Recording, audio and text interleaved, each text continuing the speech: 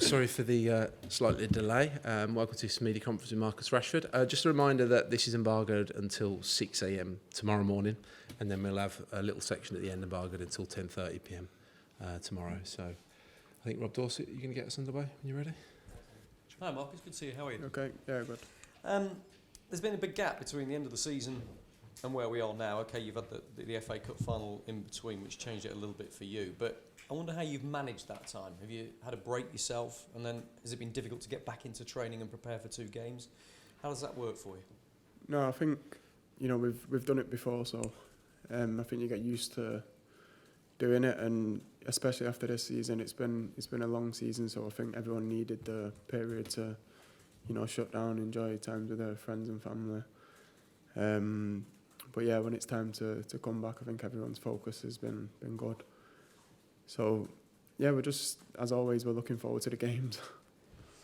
With the World Cup, uniquely in the winter, it has been an extraordinary long season for you. And Gareth Southgate is adamant that these 2 games are vital for building the kind of squad cohesion and preparing for next summer. Is that a difficult message to get through to the players because of the long season you've had?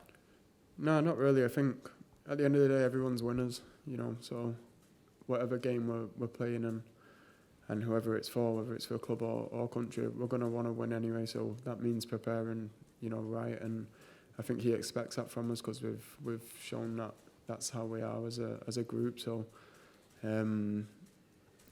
yeah, he's obviously told us they're important games, and I think that's important as well because there's some new players in the squad. But yeah, I think for the players, I think the situation's clear. We want to go and put in 2 good performances and get 2 wins. I want to take you back to March because you've had some relatively minor injuries that have disrupted your plans with England and the amount you've been able to be involved with the England squad recently. And in March you were criticised by some for withdrawing from the squad and then being photographed in New York on a holiday. Now, important to say that Southgate totally supported you at the time, had absolutely no problem with it. He's the manager. But I just wondered how you felt about it, that your commitment to England was being questioned at the time. I didn't see it, to be honest with you. I didn't see it until I got home. But, yeah, obviously I need time to switch off and recover. So, yeah, I took a short trip, 4 days, and then went back to do rehab and just try and get ready for as soon as possible. And these injuries you can't predict when they're going to happen. Thankfully, I have very few muscle strains and them type of injuries, but occasionally you do get impact injuries, and the majority of my injuries have been that. I just wonder whether that criticism of you, people questioning your commitment to playing for your country, though, does that hurt? That must really hurt. Honestly, it doesn't. I know that I'm committed to it 100%. So, people are going to say what they're going to say. It don't really bother me.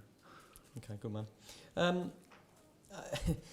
We've got some England teammates of yours that are joining up later on this evening. We're not quite sure what sort of state they're going to be in, physically and emotionally, shall we say. But it's an extraordinary achievement that they've done, and they are your England teammates, but they're very clearly probably your biggest club rivals as well. So I wonder how that feels from your perspective when you see your home, Manchester, painted blue. To be honest, it's not nice, but at the same time, it's football. The best team that's consistently playing the best football is going to win the most trophies, and they've managed to win 3 this year, and well done to them. And obviously we just move on now, and it's up to them to keep it up, and it's up to the rest of us to try and catch them up. Does it give you extra motivation? Yeah, 100%. Look, it's that time of year when the issue of player contracts and transfers is absolutely rife, and I'm desperate to ask you about your contract situation at Old Trafford, but the chap next to you is going to leap all over me if I do and probably kick me out of the room. So instead I'm going to ask you about the transfer speculation about some of your England teammates, because you look out there today, Jude Bellingham, Declan Rice, James Maddison, Harry Maguire, Calvin Phillips, Harry Kane, the captain, all being linked with summer moves, and a lot of those moves are credible. It's not just pie in the sky gossip. What's that like for the players? Is that difficult, and can it cause a distraction? No, I think the players have. It's not the first time that this has happened, and every time it has happened, every player's just been committed to England whilst they've been here, and that's what you have to do. You have to try and leave behind what's happening in your club career. Yeah, there'll be people doing stuff maybe. I don't know. I've not spoke to anyone about it, but I don't think here's the time or place to do that. Because like I said, the players are just focused on firstly their game against Malta and then the second game. So they're fully committed to winning them games. Top man, thank you. Thanks. Hi Marcus, you've had a good season, 30 goals. Came into form during the World Cup. Do you think that period helped kickstart your form and your season? Possibly. I just tried to keep working hard. I've been working hard from the beginning of the season. We didn't start the season that well, but I think as the team improved, I improved, and that's credit to my teammates, because as a forward, the only thing you can do is make runs, and it's up to your teammates to be able to find the passes and make your runs count. And I have some fantastic teammates that have extraordinary capabilities, and it's a big thanks to them. As you said, the season's been very long. I think the fixtures come out this week. Has there been any point of this season you've spoken to players that maybe the calendar needs to be looked at, and how have you found it? To be honest, I think that's evident.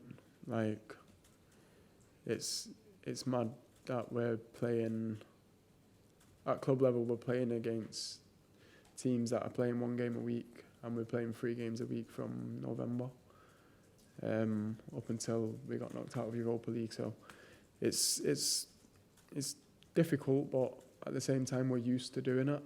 But I don't think it's right. What would you like to see changed? I don't know. I'm not the one that's supposed to have the answers. Is it something you've spoken about with other players, about the amount of games? Like you say, you've done it for a long time, since November. Have you had those conversations about more injuries, or something that you've experienced? Not this season, but I think in the earlier stages of my career, I just couldn't make sense of it. If one team's, I know some managers have spoke out about it. But yeah, if one team's playing 60 games in a year and another team's playing 38, there needs to be some time for the team that's playing them 20 extra games to recover and, to be able to prepare properly for the game. In this England squad, there's lots of attacking talent, and particularly in this squad, a lot of players in that position that are in good form. Do you think you're in a good position now to cement yourself as one of the first names on the team sheet? To be honest, we're all here together, and I think we've enjoyed training together. As always, really, it's nothing different. We always enjoy our time here, and we always manage to score a lot of goals there, so it's always fun to play. Thanks. Thanks, Alex. Ian Dennis. Hi, Marcus. I've got a light-hearted question, first of all, to begin with. I don't know if you've had any contact with the City players yet, but have you thought about what you're going to say to them when you do see them as a Red? Not really, just congratulations. It's like I said before, it's football, and the most consistent team's going to win the most trophies, and it's nothing new. You look at Barcelona years ago, Real Madrid, they're consistently the best teams, so they're going to win trophies. But the impact that it could have for England, regardless whether it be Manchester City, Manchester United, Liverpool, West Ham, the one thing that strikes me, and you were involved in Gareth Southgate's first game, which was actually against Malta in 2016, the one thing that strikes me now is that the English players are starting to win at club level. How have you, or what have you noticed regarding the mentality and how that could impact the dressing room for England? I think it's a massive positive. We've got players that have experienced massive occasions, and it's only gonna help us as a nation to hopefully be able to get over the line in a major tournament.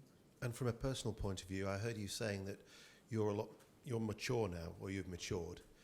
What was the trigger point for you with that? Because it's not like you're a veteran, you're still only a young man, you're 25. When did you find that maturity? I don't think it's about age, to be honest. I think it's just about experiences. I don't know how many games I've played in total, but probably close to 400, something like that. So that's a lot of football matches and a lot of different experiences that I've managed to get through and learn from. So yeah, for me, it's not about how old you are. It's just about the experience that you've gone through. And like you just mentioned, there's a lot of players here that have experienced the biggest occasions, and I think it's massive for us. I didn't know if it was because of your charity work and your work away from the field, if that's maybe helped as well. In a sense, but see, everyone speaks about the charity work. That's just the first bit of charity work that I allowed people to have info on. Yeah. So I've been doing charity work since I was 18, but this one was a little bit different because to make a change we needed other people on board, and I felt like we had to speak out about it in order to get that, so that's what I did. Thanks, Ian. Any other questions in this section? Okay, just take one from Matt. Hi, Marcus. So you spoke about how it's not in your hands as players to make a difference and to make those changes as far as the kind of structure of the game is concerned, and the amount of time that you have off. But as you've shown with your charity work, but also as you've shown with kind of united action amongst all the captains and the leading players, as happened over COVID, there is power with the players. So you want to play for England. That's kind of obvious. You want to play for Manchester United, not to miss a game, but there's only so much of you, so far you can stretch. So are we getting to a point now where the players might need to come together to have those conversations? Like I said before, the players are going to push ourselves to the absolute limits, and I did say it's nothing new, so it's not a complaint or a dig. I'm just giving you my honest opinion, and I don't think it's correct. I think we need to be given more time to recover in between certain games, and at different stages of the season as well. So yeah, that's just my personal opinion on it, but I don't think it's down to the players we shouldn't have to put ourselves in a position to speak out about something that, we're not in control of, or we're not going to make the final decision on. So who are you calling on to address this then? It's not my issue to be addressing it. Like, I'm just giving you my opinion as any other fan or any of you guys would have an opinion on it. Do you think it's right? Do you think it's fair on the players? My opinion isn't particularly important, but I think you're stretched too far, yes.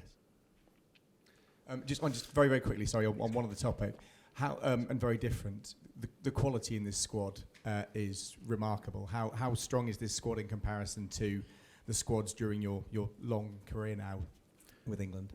No, I think it's obviously grown and got stronger, and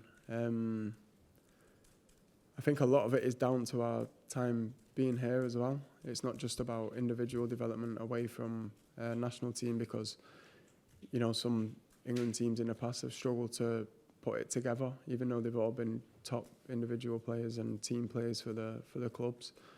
So yeah, I think a lot of it is down to the environment here, and it's not an easy thing to be.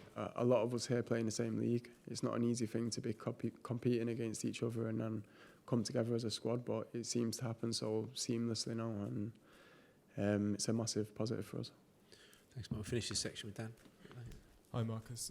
The Premier League's so competitive now, we're probably going to keep getting situations where big teams like Chelsea and Spurs this year miss out in Europe altogether. Given what you're saying, do you think that can be an advantage for teams